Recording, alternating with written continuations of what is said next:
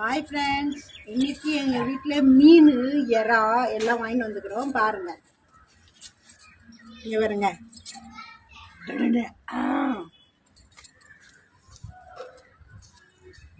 எறா இன்னைக்கு மத்தியானம் வீடியோ போடல, சமையல் வீடியோ. இப்போ தான் சமைக்க போகிறோமே நாங்கள். அதனால் இன்னைக்கு சமைச்சு ஈவினிங் சாப்பிட்டு உங்களுக்கு வீடியோ போடுறேன். Bye friends.